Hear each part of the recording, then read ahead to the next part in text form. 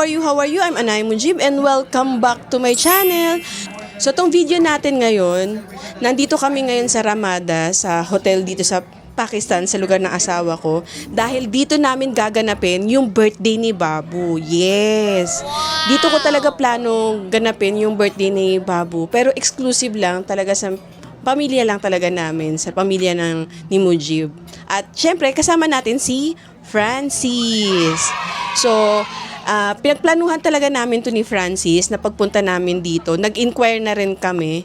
Pero dahil nga yung ibang kamag-anak aalis na dito sa lugar namin dahil lilipat na sila sa city. Si Anita lilipat na sa city. So, tong birthday celebration ni Babu is parang pa-farewell party na rin ni Anita. Parang pinag 2-in-1 na lang namin siya. Dahil nga lilipat na sila sa city, hindi na namin sila makikita at yung mga bata. Bibisita na lang sila dito sa Gilgit kapag after na ng school nila o school break nila. Pero mula ngayon hanggang sa susunod na bakasyon nila, hindi na sila magkikita-kita, magpipinsan. So, ginawan talaga namin ng paraan ni Francis na magsalo-salo kami sa lugar na to. Total, si Kako naman, yung pinakakuya ni Mujib, is nagtatrabaho naman dito sa Ramada Hotel. So, ayan. At, ayan, nagkaunting salo-salo lang. Actually, ako yung umorder ng mga kakainin namin. Pero, may mga kinancel yung bayaw ko. Kinancel niya kasi nga, sabi niya sobrang dami daw. Eh, sabi ko marami naman tayong kakain eh. Okay lang yan. Kung ang mga Ilocano, kuripot, mas kuripot ang pamilya ko. Ang mga in-laws ko, as in, sobra. Hindi naman sila ang magbabayad, una sa lahat, pero ayaw nilang gumastos. Sabi ko, okay lang, kasi ako naman magbabayad.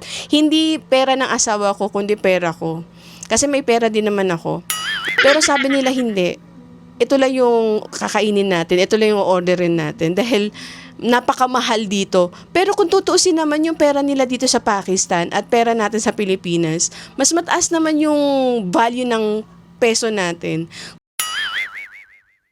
Kung ko-convert natin yung pera nila, nasa 4 or 5 times yung laki ng pera ng peso. Pero sobra pa rin silang namamahalan. Kaya nung umorder ako, lumapit sa akin yung bayaw ko at sinabihan niya yung waiter na bawasan.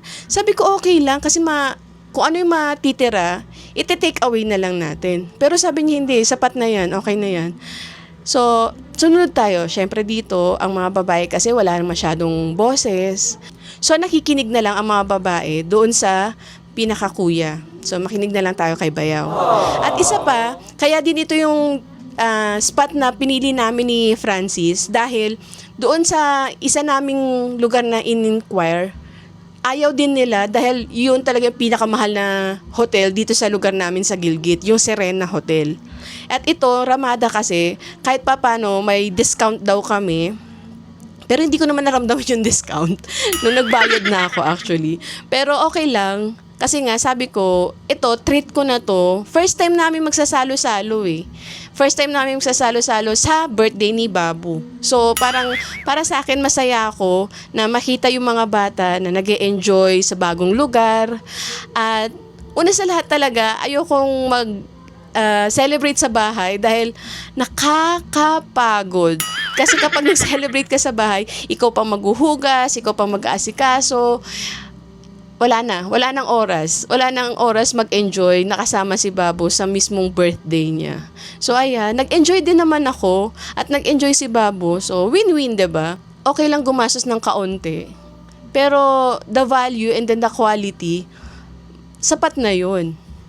So keep watching, guys. Is that how little Anita?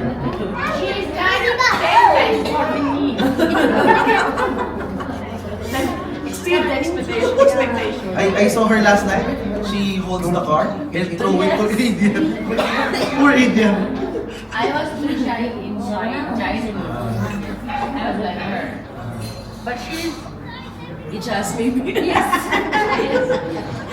It's either you Female or version of Ijaz. Ijaz. The female version of Ijaz. Yes.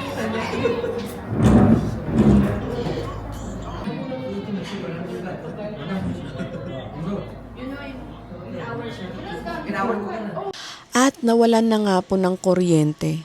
Akalain nyo, nasa sosyal na kami na hotel Kung baga, nasa 4-star tong Ramada dito sa Gilgit. Pero nagulat talaga ako, laking gulat ko na nawawalan din sila ng kuryente. As in pala dito sa lugar namin, sa Gilgit, kapag nawala ng kuryente, buong lugar. Isa sa mga rason kaya pinili namin tong lugar dito sa Ramada para i-celebrate yung birthday ni Babu is para magkaroon ng kuryente. Dahil last time na nag-celebrate kami sa bahay, naswertihan lang talaga kami. Naswertihan lang kami na nagse-celebrate kami doon kasama ang pamilya namin. Buong celebration o buong event, mayroong kuryente. Pero this time, alam ko, hindi na magiging ganun kaswerte. Kaya sabi ko, dito tayo sa hotel para komportable tayong kakain at hindi tayo nagmamadali. Pero, laking gulat ko talagang kahit dito nawawalan din sila ng kuryente. Isipin ninyo, ito na nga, sosyaling lugar, mamahaling lugar. Nawawalan pa ng kuryente. Kaya kawawa talaga kapag umaasa lang dito sa gobyerno.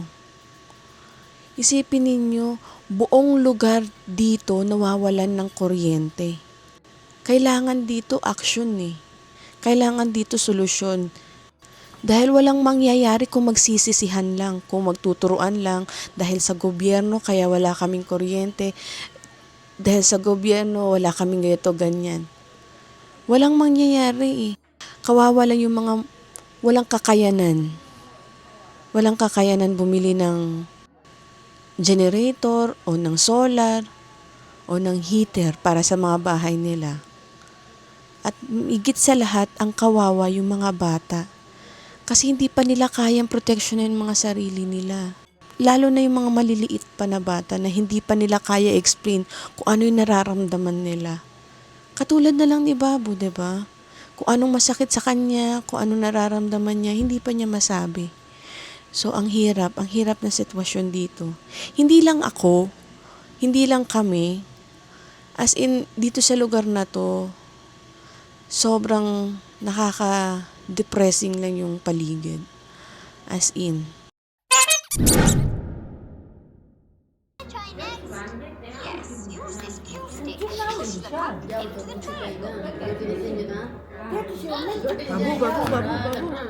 Guys, tingnan niyo yung manager nila dito, Ba't maliit yung manager sa hotel na to? Yung mga korbata. Ayan na naman, wala na kuryente na naman. Okay. Akala ko guys, maganda na hotel to, wala nang ganito. Meron din pala. Trend alert. Ayan, thank you Lord. What do you want? So alam nyo na guys, no, kahit maganda dito, bigla pa rin nawawala ng kuryente. Okay, let's sing. 1, 2, 3. Happy birthday to you. Happy birthday to you. Happy birthday, dear Angel. Happy birthday to you. Happy birthday to you. Happy birthday to you. Happy birthday, happy birthday, happy birthday to you. Yay!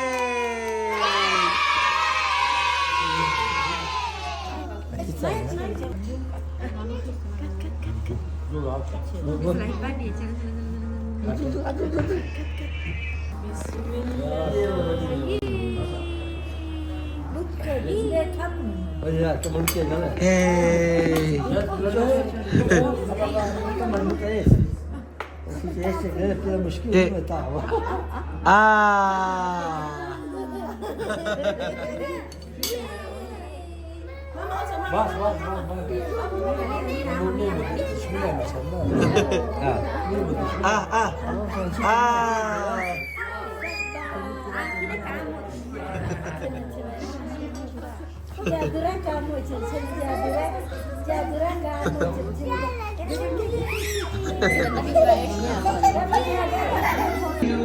Happy birthday to you. Happy birthday, dear Elian. Happy birthday to you. Happy birthday to you. Happy birthday to you. Happy birthday, happy birthday, happy birthday to you. Yay! Nag-celebrate na muna kami ng birthday ni Babo. Kumanta kami.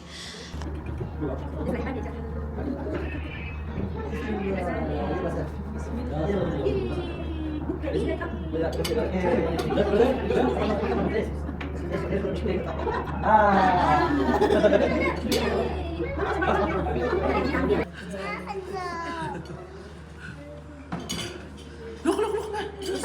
Repeat 100 in the land. See, sky.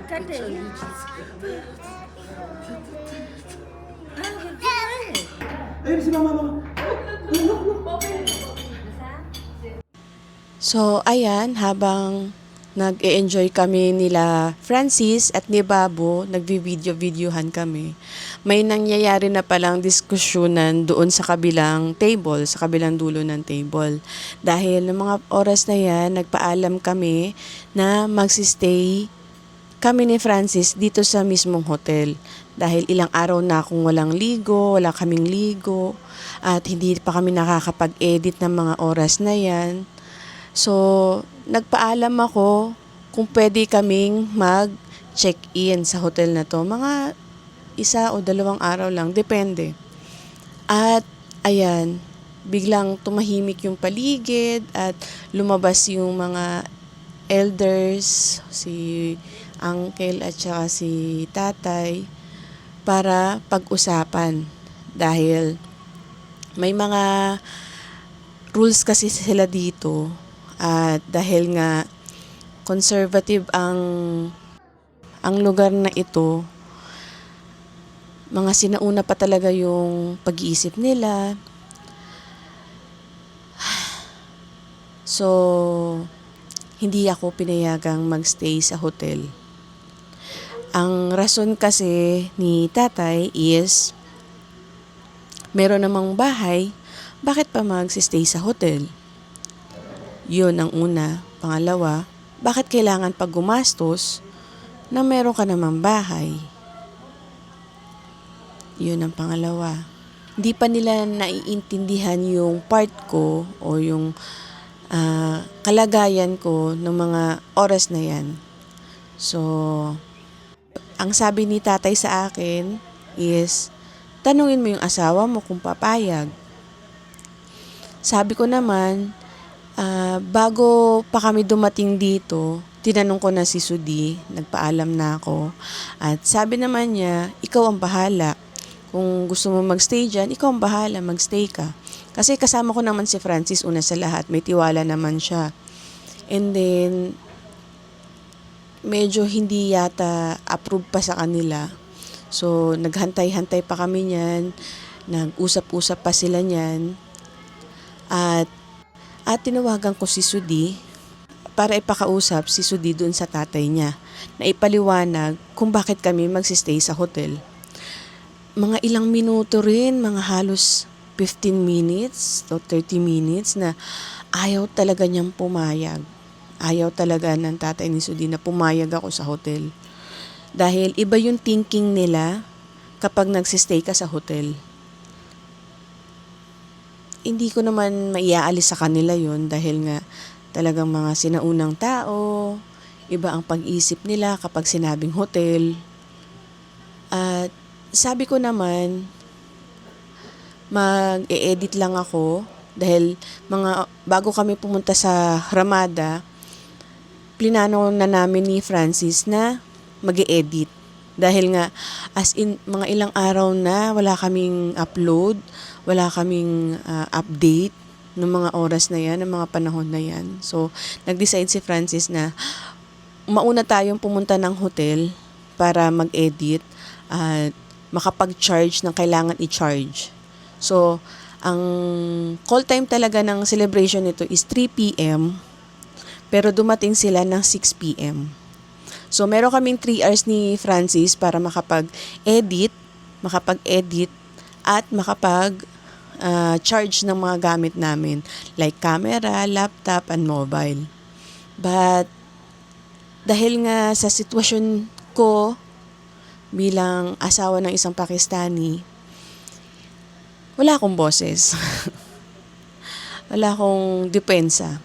Pero nung kinausap na nila si Francis, at sinigurado ni Francis na safe naman kami magsistay, at pure work lang naman yung gagawin namin. So, nahimasmasan na rin si Babu, si tatay, na payagan na magstay ako. Dahil, ayan, si Babu din kasi inuubo. Sabi ko, para lang, kasi 'di ba, birthday ni Babu to eh. Gusto ko ma-enjoy niya yung birthday niya. Gusto ko refresh siya, makaligo man lang after how many days, una sa lahat.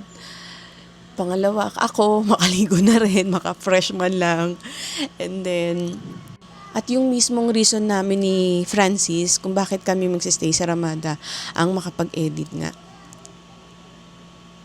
Nag-usap-usap sila niyan, kinausap ni mama, si tatay, para payagan ako.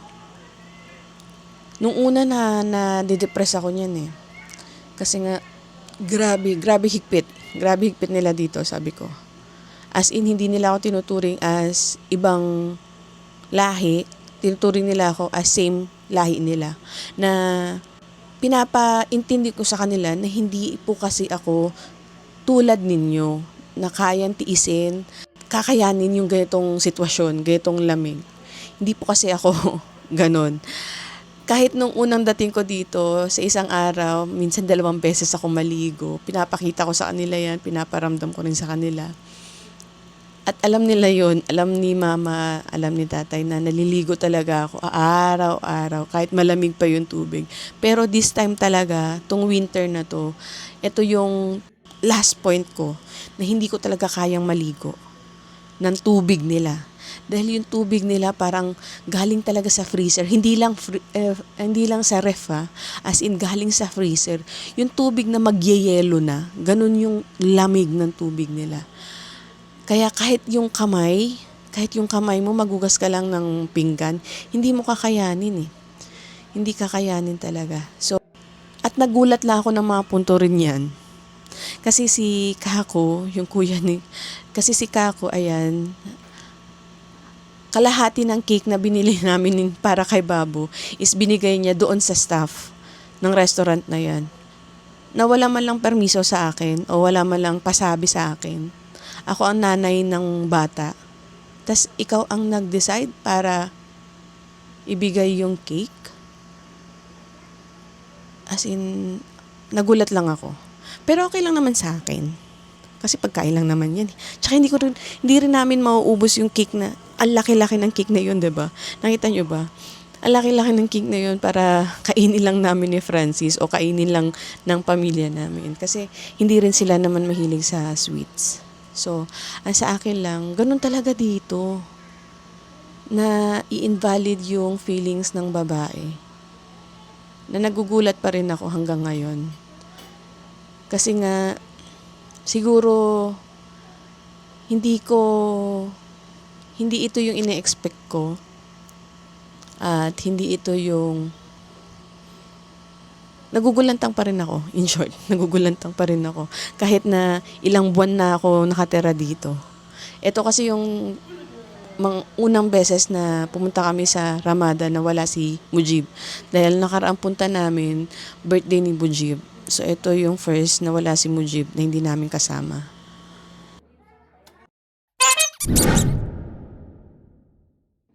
At patuloy pa rin yung diskusyonan nila ng mga oras na yan.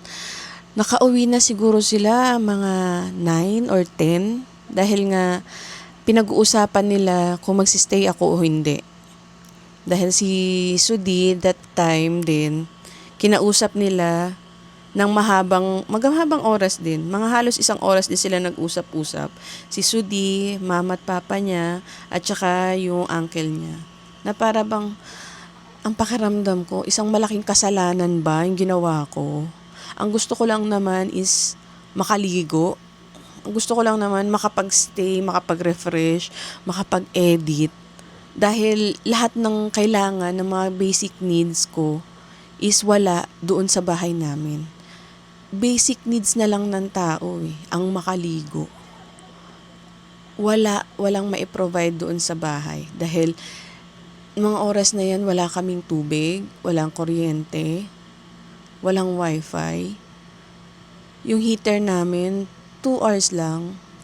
At nakita nyo naman guys, nakita nyo naman yung pisngi ni Babo sobrang namumula na. As in sobrang namumula na sa sobrang lamig. At nahihirapan naman ako. Nahihirapan ako niyan pagdating na madaling araw, talagang grabe ang ubo ko dahil sa sobrang lamig. Uminom na ako ng salabat, nag-throat spray na ako, nag-strepsil na ako, uminom na rin ako ng Panadol, yung cough and flu na Panadol. Wala, hindi talaga siya nawawala yung ubo ko. Ang tindi ng ubo ko ng mga oras na yan. Na feeling ko, nakuha ko rin yung ubo ko dahil kay Babo. Dahil si Babo unang inubo sa aming dalawa. At naawa ako sa batang yun. Sobrang naawa ako kay Babo. Kapag inuubo siya, ako yung nahihirapan. Kapag nakikita ko siyang namumula, ako yung nahihirapan. Alam ko, nilalamig si Babo. Hindi lang niya masabi dahil hindi niya alam kung paano sabihin sa akin. Pero bilang ina, alam ko yung hirap ng anak ko Hindi man yan masabi sa salita. Ramdam ko nahihirapan siya, nilalamig siya. Ako nga mismo na matanda Kinoconsider ko na yung sarili ko na matanda, guys. Ako nga mismo matanda, grabe ang lamig, grabe ang complain ko sa weather nila. Paano pa kaya to si Babo? Paano pa kaya tong batang to? Na hindi pa niya kayang sabihin, hindi pa niya kayang i-describe. Kaya yun ang pinapaintindi ko sa mga in-laws ko ng mga oras na yan. Hanggang sa umabot sila sa final decision. Okay, sige. Pumapayag na sila. Pero sobrang na-upset ko yung tatay ni Mujib ng mga oras na yan. At sobra rin ako nagsosorry. Sorry. Pero hindi po masama yung hinihiling ko. Sabi ko sa kanila. Hindi po krimen tong ginawa ko. In-explain ko rin sa sister-in-law ko na si Anita. Kasi siya lang yung makakapag-explain doon sa mga magulang niya.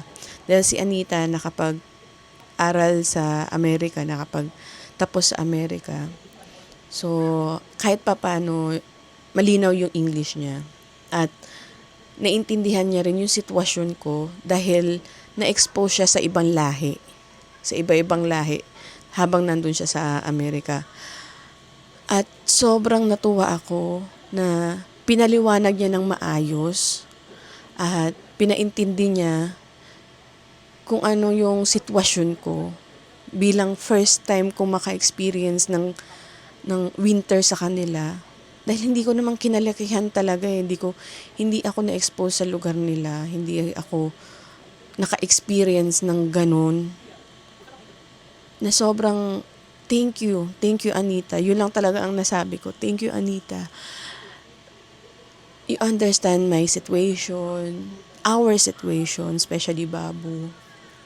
At ang hinihiling lang naman talaga din ng mga matatanda is yung si Babu. Iniisip lang din nila si Babu. So, after ng event na to, alhamdulillah, pumayag na sila na magstay kami. Yun nga lang, noong oras na to, wala akong dalang damit, extra damit ko. Pero kay Babu, nakadala naman ako ng extra damit naman ni Babu. At extra diaper niya. Lagi naman ako may dalang extra damit tsaka extra diaper ni Babu kapag umaalis kami ng bahay. So, ayun, na-prepare ko yun. Pero sa sarili ko, hindi ko talaga na-prepare. Pero okay lang. At least, si Babu, na-settle ko. At si Francis, natuwa rin dahil nga, kahit papano,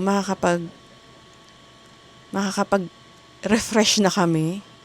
At makakausap na rin niya ang kanyang jowa Dahil nga, matagal-tagal din sila hindi nakapag-usap dahil nga wala kaming kuryente sa bahay. At nahirapan siya may pag-connect sa kanyang jowa dahil sa sitwasyon namin.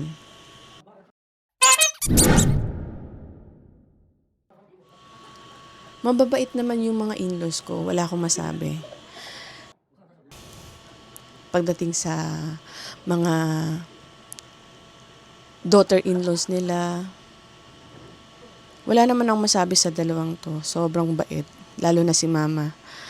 Si mama yung nagpapakalma kay tatay.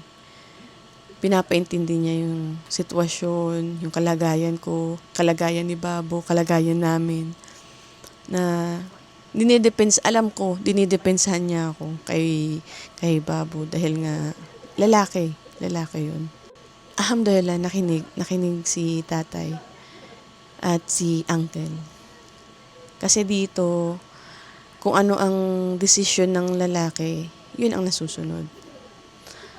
Buti na lang, napunta ako sa pamilyang to, sa mga in-laws ko na to. Maswerte pa rin ako, as in, alhamdulillah. Nagpapasalamat pa rin ako na itong pamilya ang napuntahan ko. Paano na lang kung sobrang strict, sobrang conservative na pamilya ang napuntahan ko. Na hindi nila papayagan yung ganitong reasoning ko. Una sa lahat, ganitong may sarili akong opinion, may sarili akong desisyon. Wala, baka mas stuck talaga ako dito sa Pakistan. Talagang hindi ako makakaalis, una sa lahat. Hindi ako makagawa ng paraan para kay Babo, para sa akin, para sa amin. But I stand my decision. Kailangan dito malakas ang loob eh. Malakas ang loob. Kailangan lumaban. Kasi dapat talaga, kailangan kapag naging nanay ka, nagiging palaban ka talaga para sa anak mo eh. Hindi pwedeng oo ka na lang lagi. So natutunan ko nung araw na to na magkaroon ng boses. Magkaroon ng boses, hindi lang para sa sarili ko. Hindi lang para marinig nila yung opinion ko, kundi para magdesisyon para sa aming mag-ina. Dahil wala naman yung tatay namin dito eh. Hindi niya kami madedepensahan. Madedepensahan niya kami siguro kapag tinawagan namin siya. Pero hindi naman lahat ng oras eh. Kaya niya kaming depensahan. Ako yung nakakahalubilo eh. Ako yung nakakasama. So kailangan kong protektahan yung pamilya ko. Na pamilyang meron ako. Kaya isang tapik, Anaya. Congrats. Hindi ka nagpatinag sa kanila. At sobrang nagpapasalamat din ako kay Francis ng mga oras na to. Dahil hindi niya ako iniwan. Francis, maraming salamat. Walang iwanan.